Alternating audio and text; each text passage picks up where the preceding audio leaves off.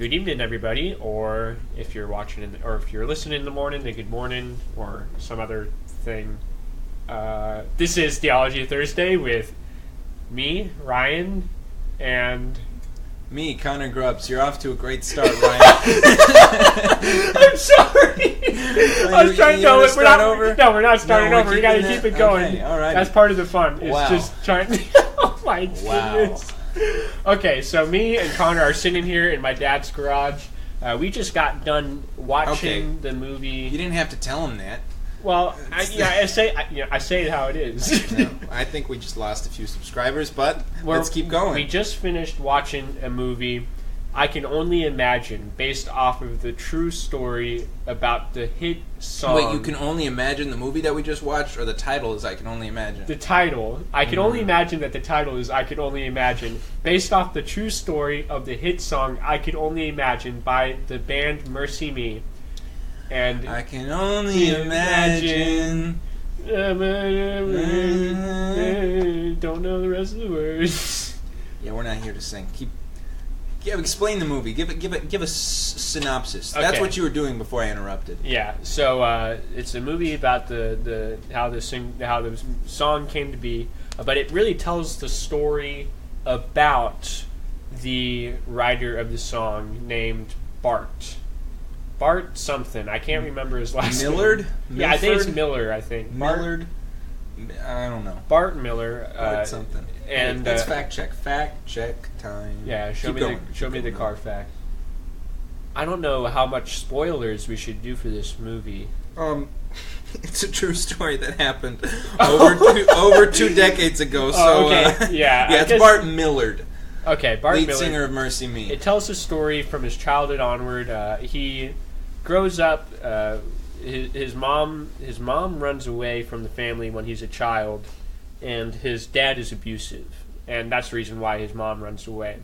And so he's stuck with his dad, and his dad really likes football, and so he wants to play football. Well, anyways, through series of events, he can't play football no longer. He breaks both of his legs or something like that, and yeah. And so he resorts to singing. Yeah, he ends up joining the Glee Club, which I thought was kind of funny. There's some genuinely good humor sprinkled throughout the movie. It was dealt with some heavy subject matter. Yeah, but it had those moments of comic relief. Where was I? Okay, so he turns to music. He joins a band. He runs away basically after he graduates high school. He joins a band called Mercy. It's called Mercy Me, and he's got a lot of anger still built up inside of him, and so part of the plot is he has to deal with his anger by going back to his dad, who he finds out has cancer. Yes. Pancreatic cancer. Which is not a good thing. 10 out of 10 would not recommend. He also learns on coming home that his dad had, during the time that he was away, come to faith in Christ. Yes. And is a very changed person. And at first he has a very hard time accepting that. As time goes on, he starts to work through things with his dad, and it's actually very powerful. Yeah, that was that those scenes in that movie where he's talking with his dad and he's going through the process of forgiveness with him and their friendship growing. Like, that was a really powerful scene to me. Like, I'm not gonna lie, I actually teared up a little bit. I was really feeling it. And then when his dad died, I was like, yeah, that hit me in the feels. This movie does hit you pretty hard, which was more than I expected from it. Yeah. And more than I've come to expect from movies in this genre. The genre of Christian movies, which is odd that we call it a genre anyway, that this has become a thing, but that's what we're here to talk about. Yeah, that's our topic for today. We're going to talk about Christian movies and what are our thoughts on that. So just talking to finish up talking about I Can Only Imagine, what rating would you give it? Did you like it? Did you not like it? Was it terrible? Was it really good? I thought it was going to be decent. I thought it was going to be okay, because you really can't go wrong. Well, actually, we're going to talk about that a little bit later, too. Usually, you can't go wrong with a true story, because it really happened. Yes. And And even if the acting is bad, even if, whatever, you can sometimes get past that if the story it's telling is accurate and the story itself is effective and powerful. But this exceeded my expectations because the acting was actually good. The filmmaking quality was actually production good. value was impressed me. And usually, and this isn't to say anything against those Christian movie studios that are trying to start out, because I know there are a lot of great people involved, and for many of them their heart is in the right place.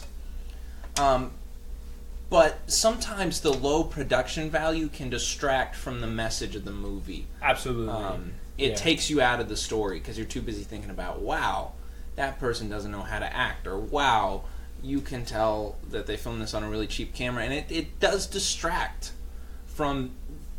But this, I was immersed in the story from beginning to end. Yeah, absolutely.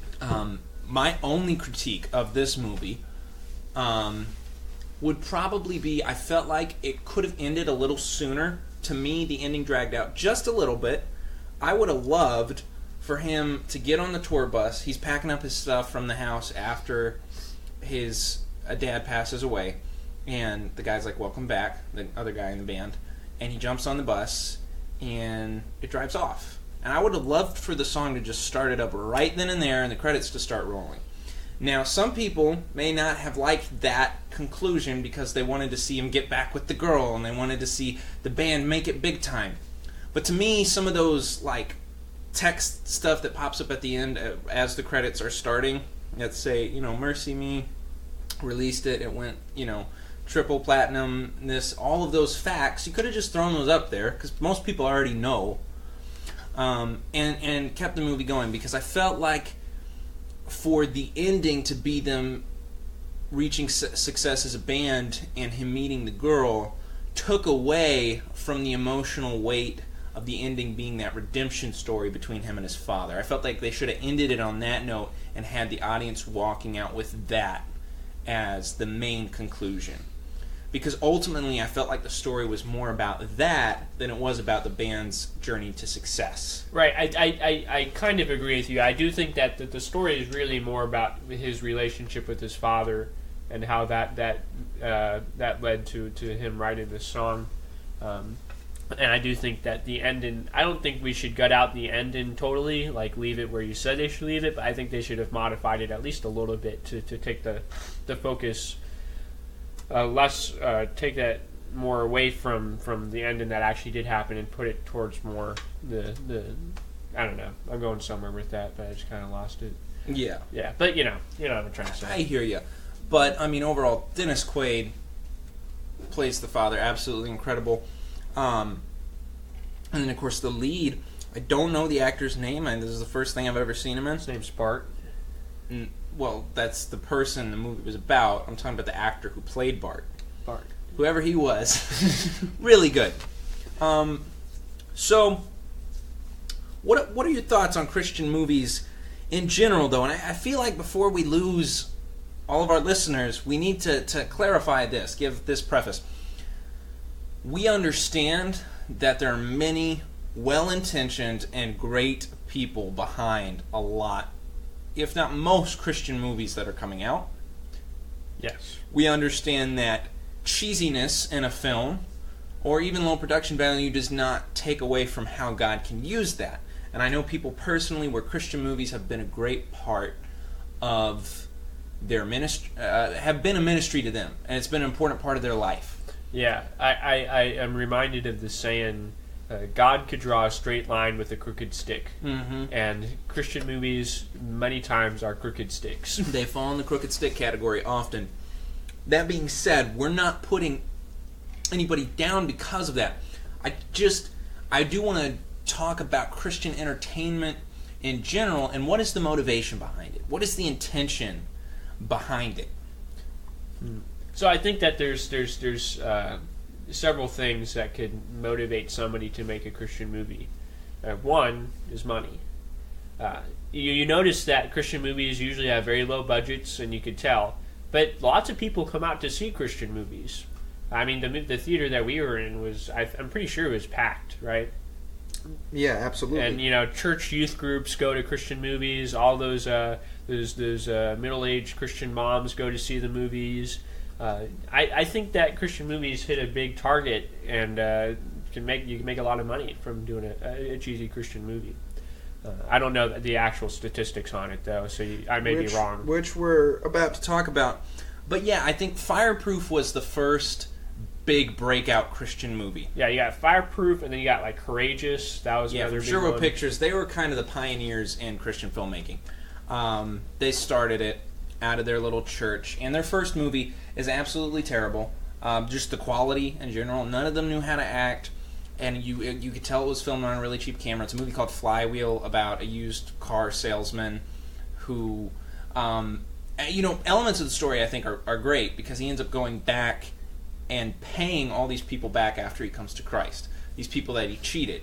Because he hears the story of Zacchaeus and he goes back. And so it's like, again, I try to find the positive element in every one of these that I see. Yeah. And most of the time you can find one. Yeah, I agree. But it's kind of buried underneath a mountain of... You have to dig through all the... You do. Yeah. Now...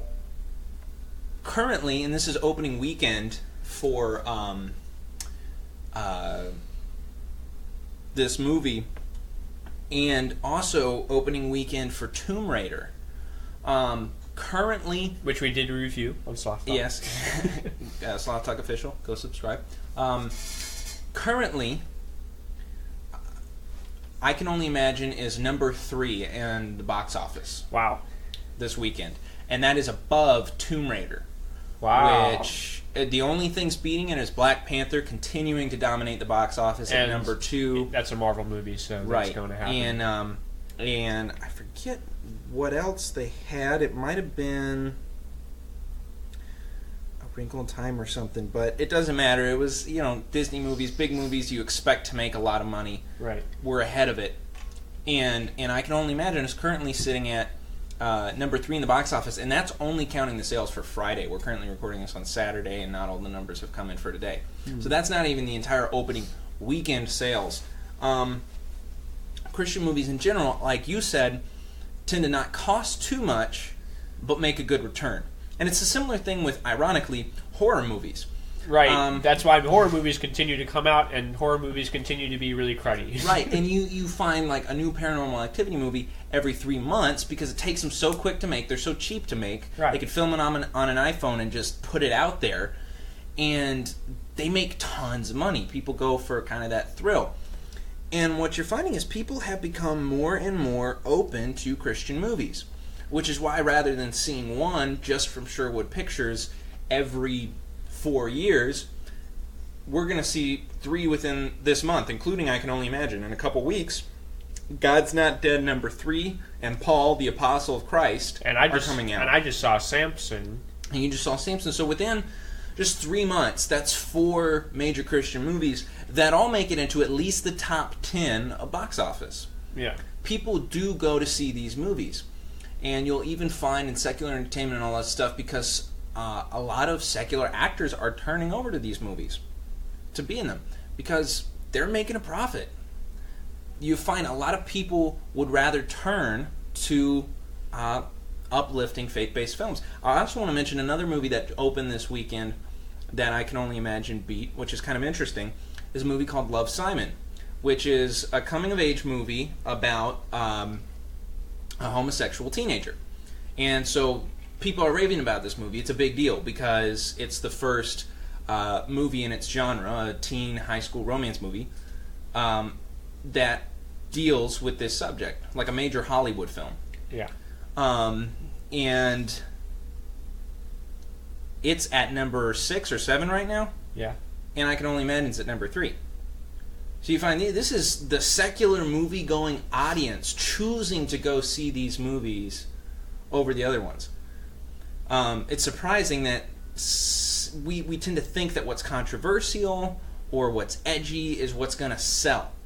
But that's been the theme of Hollywood for so long that you're finding more and more people just want to go see something that's uplifting. So yes, people are making money off of these movies. Okay. The second reason I would say somebody wants to make a Christian movie is to reach lost people. Yes, which is a good motivation.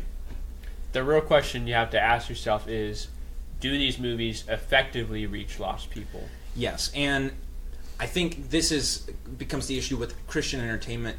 In general, it's been a conversation in Christian entertainment for a long time, is if you label something as Christian, are you going to reach lost people with it? You're less likely to at that point because now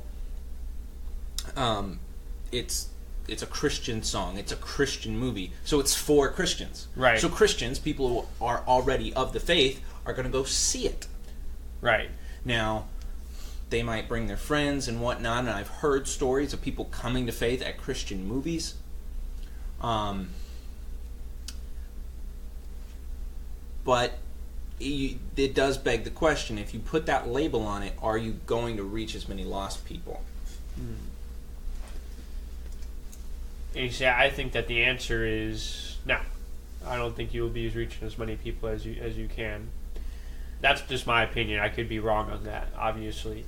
I know that this also applies not only to Christian movies but Christian music.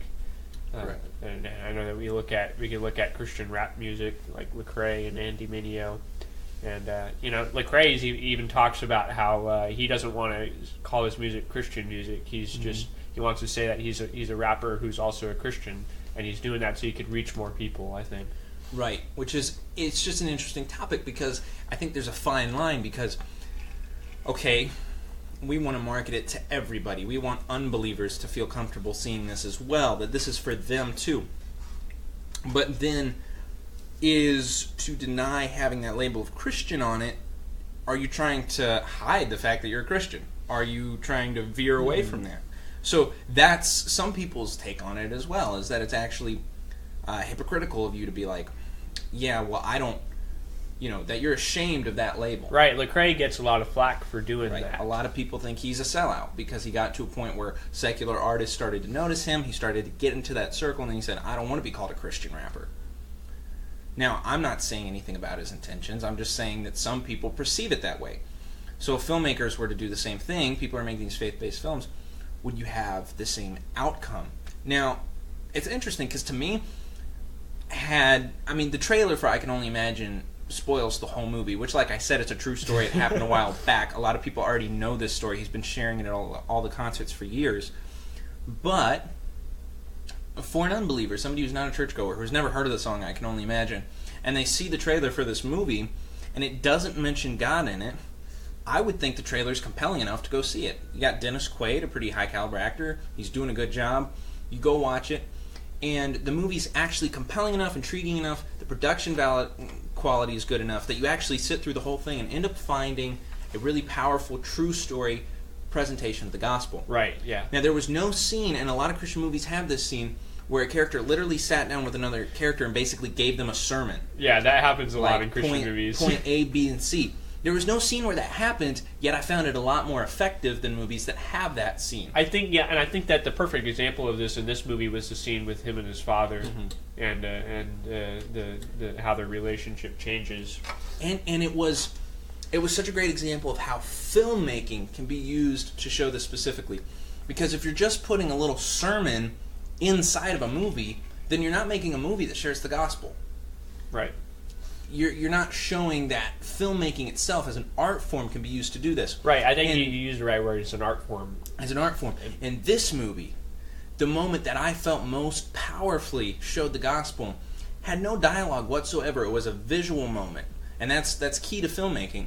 It was a scene where he's walking up to his father. His father's on the ground. He's holding a baseball bat. He has the chance to beat his father like his father's been beating him for years. He looks at his dad, and he just drops it.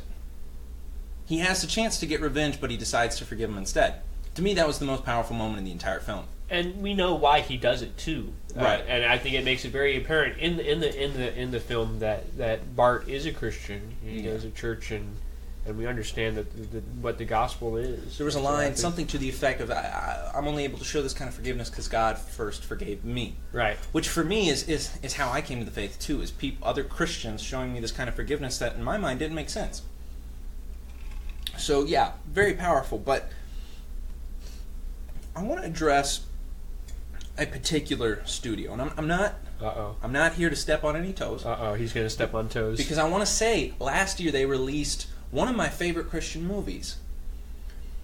But there's a little studio that has emerged in the midst of Christian movie making that has just made it explode. And it's a little studio called PureFlix. Now, they made their debut, I think, 2014 with God's Not Dead. By the way, God's Not Dead is my cousin's favorite movie. I'm pretty sure. Yeah. And I know people who it was effective for them. God used it in their lives. But I also have seen on the other end, if you're trying to reach the general unbeliever movie-going audience, they see this movie as a joke. Well, yeah, and like God's Not Dead. Like I go on Reddit a lot, and people on Reddit love to bash this movie. This movie, God's Not Dead, is an instant classic for these people to just go to bash Christian movies all over. People are really offended by this movie. They're like, that's not a proper representation of an atheist, or that's just so stupid. And like people get like really like non-believers get really, really heated about this movie, God's Not Dead, because they see it as a very poor representation of an atheist and the atheist viewpoint, I think. Yeah, well, and of several viewpoints, there's kind of these generalizations shown in the movie. Mm-hmm. The Muslim father beats his children. Yeah. So, because and now what you've told your audience is that's how Christians perceive all Muslims. Right. And then the atheist is somebody who just hates God. The atheist hates God. And Kevin Sorbo is a decent actor, and he had some powerful moments where there was a moment in the film where he finally admitted that it wasn't that he didn't believe God exists, he was angry at God because of what happened to his wife. I think that's something that a lot of people can relate to. Sure. I think that's an important subject to deal with, but it just wasn't handled in the best way. Yeah. And then the movie ends with the atheist getting hit by a car and everybody else going to a Newsboys concert. So it's just... I understand how for an unbeliever, as well-intentioned as the people involved in making this movie are, and even though God has still used it as a ministry in many people's lives, I can understand how for the unbeliever looking in, it's a major turnoff. And it makes Christians kind of look like a joke. The second one furthered this. I actually never saw the second one. Okay, well, I'm just going to go ahead into spoiler territory. That's fine. It furthered this by just making it look like we're far more persecuted than we actually are. In fact, there's an after-credit scene, and it looks like this is going to play into the third one. There was an after-credit scene in God's Not Dead 2 where the pastor gets arrested for not turning his sermons over to the government. Yeah, that does not happen in America. There was one mayor who tried to do this in a very liberal place. I forget where, I forget the name. I'd have to look it up, and I should have done it beforehand. But there was one mayor who tried to make this a law where the pastors had to turn in their sermons, and she had to basically approve it and be able to look at it all. And even in her liberal state, she failed. Because nobody's going to agree to that. Yeah, maybe that happens like in China. Right. Probably. This is America. And so it makes us look kind of whiny. Right, yeah, it really makes us look bad because, like, yeah, if we're saying that, we're so persecuted in America, man, like, everybody hates... That's, yeah, it's whiny because we're really not. We're not persecuted in America. Yeah, so things like that are a major turnoff. Now, that being said, PureFlix... Well, and you think about it with God's Not Dead, they are the first studio to make a Christian trilogy. PureFlix last year released a film called The Case for Christ, which was a true story movie about Lee Strobel. Yeah. Phenomenal movie. Yeah. Production quality, acting, good. I would put it up there with I Can Only Imagine. I think I Can Only Imagine might be a little bit better. But I don't know if you saw Case for Christ. I did see it. I think I saw it with you. Did I? We may have. I don't remember. But it was a good movie. Would you agree? I agree. I thought it was a good movie. That had a very powerful moment at the end, too, when he finally comes to Christ. You know what? I think that has something to say about how we should do Christian movies. Apparently, it seems like true stories work a lot better because true stories, it's hard to do generalizations in true stories because a true story doesn't work on generalizations. A true story works on what actually is. Mm-hmm. So, absolutely. I would... Well, we'll get to that in a minute. Okay. I think that is a big part of it, because when we're trying to come up with these stories and we're trying to make it Hollywood and intriguing, I think it's easy for the writers to start to kind of romanticize it and maybe take it to a whole other level and to give it from this perspective that's this like Christian bubble. Right. Christian bubbles are not a good thing. That's not relatable for the average movie-going audience. That's not how you reach unbelievers, is by putting them in a Christian bubble. Right. So, yes, true stories have proven to be a good route to go because they don't have to write the story. It's already there. Yeah. That being said, PureFlix made another film that was a true story movie called I Am Not Ashamed. Okay, I've not seen that either. Now, this was about one of the victims of the Columbine shooting. Oh, okay. Oh, yeah, I heard about that, yeah. So obviously a very serious movie, one that you have to handle very carefully and respectfully to the family, to the victim. And the family was involved to a certain extent in the making of the film, so I want to be careful even how I talk about this, because obviously this is a very serious subject. But I was disappointed in how the film was handled, because I had read the person this movie is about. I'd read her autobiography. It's called Rachel's Tears. And it included some of her journal entries as she was struggling through depression and suicidal thoughts. And ultimately God kind of changed her and used her. And it's powerful. And it's an important story, and I think it could have been told very well. It could have been told very effectively. Unfortunately, it wasn't. It was cheesy. It was poorly written. The dialogue wasn't very good.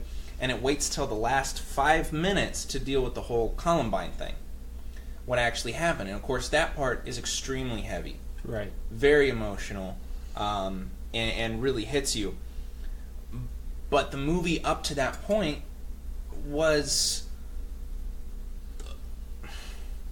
for the average movie-going audience, probably a waste of time, because they make the two shooters, they cut to them throughout the film like playing video games, and like they're just, their dialogue is so poorly written. And I think it makes a generalization about shooters. Right? Like, they're just kids who stay in their basement and play video games all the time and make fun of people. Because that's what they do. They're like, oh, this person ticked me off today. Ooh, maybe we should shoot him like in the video game. And I'm not saying that violent video games don't play into that. I'm just saying when you portray it that way and it's not well written and it's not well acted, that is disrespectful, all right, to what actually happened, to the people actually involved. Yeah. Now, that being said, again, I don't believe that was anybody's intention in making the movie. And I know it was a powerful movie for a lot of people. It's been a great ministry to a lot of people, because God can use crooked sticks. But it was a true story movie that still turned out to be a crooked stick. Being a true story movie does not automatically save it, but it does seem to help, because, like I even admitted, though Rachel's Tears was poorly written, I'm sorry, was not. I'm Not Ashamed was the title of the movie. The book was Rachel's Tears. Though I Am Not Ashamed was poorly written, because it was a true story, there were still things you could appreciate about it. There's things you respected about it. There were things that were still powerful, because there were those true story elements that you couldn't get around. So, my last thought on PureFlix, I'm just going to throw out there, is PureFlix started a streaming service. And now they have Christian TV shows, they have Christian movies, and it's like the Christian Netflix. Right? And trailers for their stuff pops up on my Facebook almost every day. There's one called I Am Gabriel, where an 11-year-old boy who cannot act to save his life plays the Archangel Gabriel. It's very bizarre, and they made a whole TV show out of this. Yeah, it is bizarre. So they have Christian sitcoms, and it even says this on the thing, Christian spy shows. And they're releasing stuff all the time. Almost every Christian movie you see that comes out nowadays is made by PureFlix. Yeah. And they're very, very hit or miss. Yeah. Usually miss. Case for Christ was a rare exception. Macy's freaking out. No, that's not Macy. Is that not Macy? That's the dogs next door. Oh, it sounded like Owned by coming from over there. No. Oh, Doggo's having a bad day. Where was I? Oh, and what PureFlix, I feel, has done has sacrificed quality for quantity.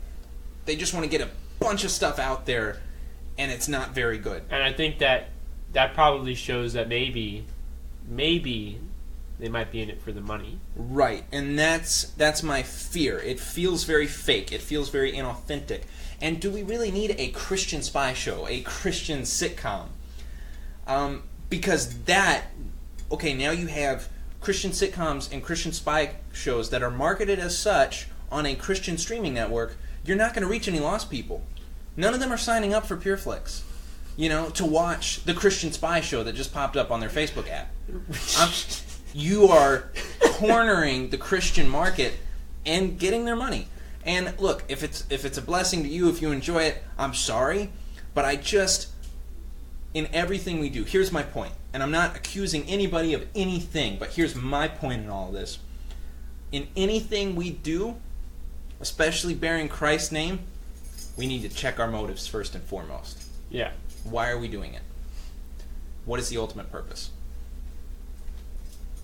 That was your soapbox. I'm done. I hope I haven't offended anybody. I think that 1 Corinthians 10:31 says, "Whatever you do, whether you eat or drink or whatever it happens to be, do so to the glory of God." I think that when we make Christian movies, then we should make Christian movies to the glory of God. Absolutely. And I think that when we do things to the glory of God, we have the right intentions, and I think God will use that. Mm-hmm.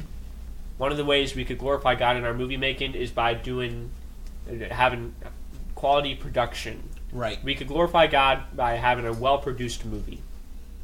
Right, because even if the intentions are right and the overall story is good, if you release a movie and it just was done sloppy, what you're showing to non-believers is that you're okay with doing a sloppy job at work.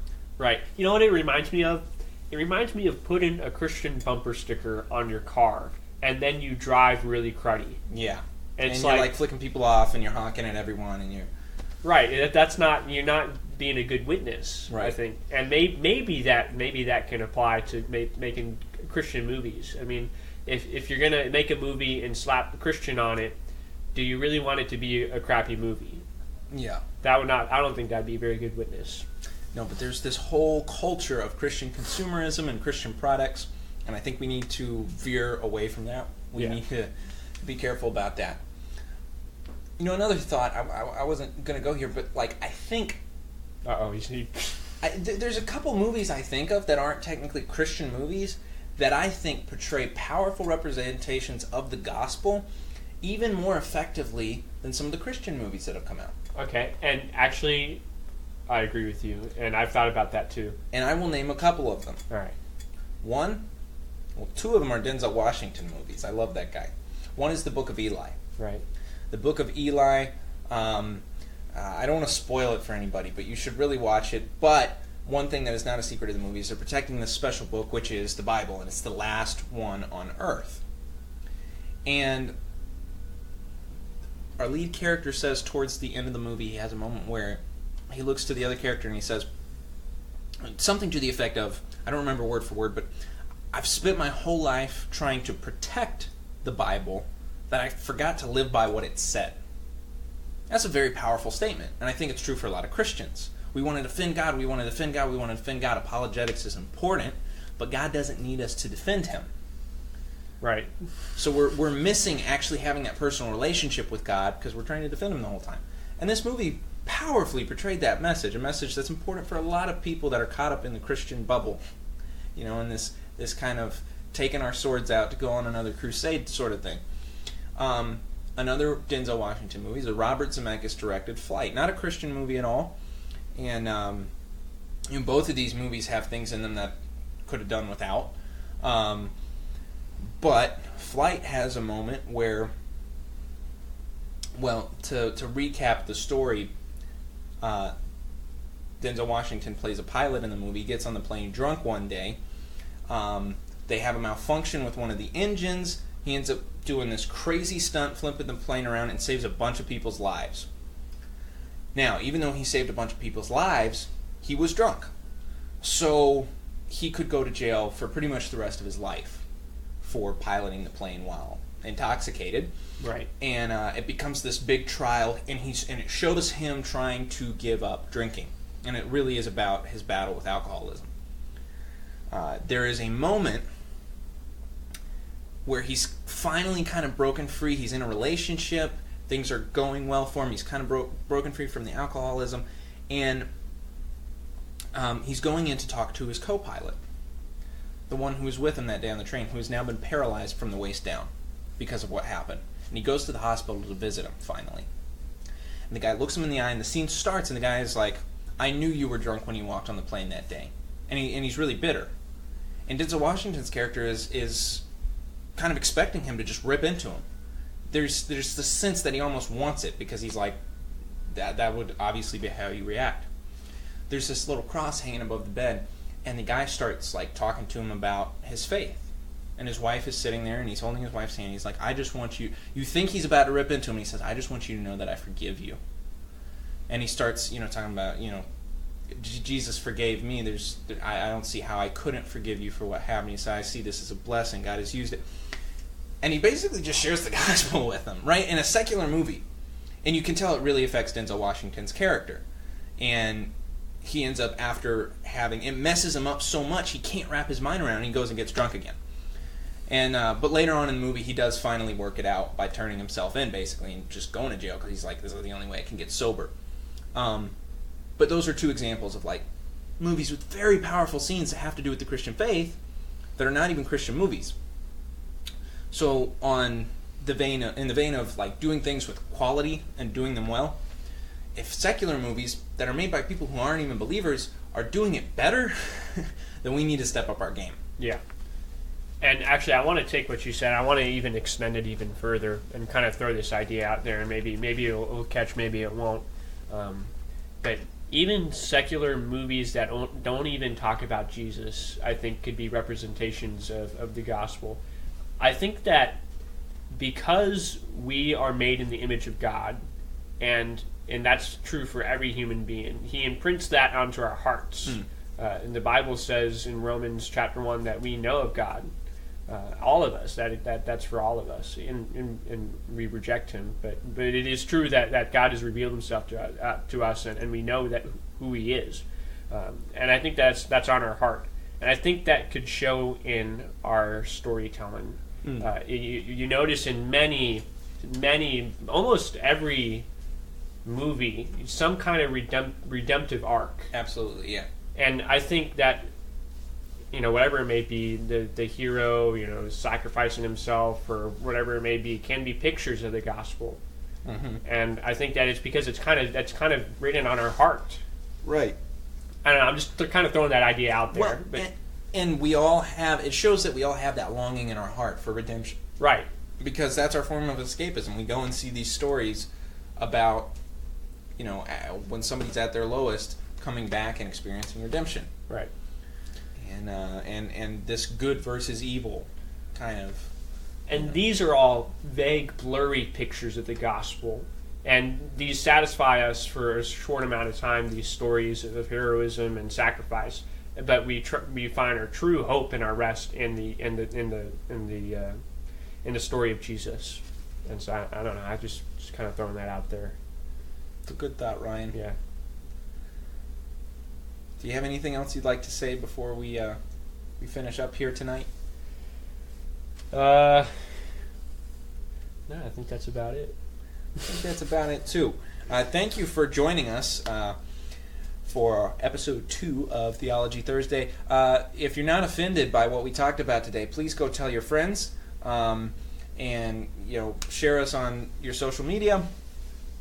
If you are offended, then do all of that anyways. Which, by the way, we made this clarification in our first podcast. We know we're not experts, and we know we are absolutely capable of being wrong. And we want to have conversations. What's your favorite Christian movie? What did we talk about today that you didn't agree with? Hit us up on Twitter, Gmail, theologythursday@gmail.com. We want these to be conversations. Right? So send us some of your questions. Give us some feedback, and until next Thursday, have a great week.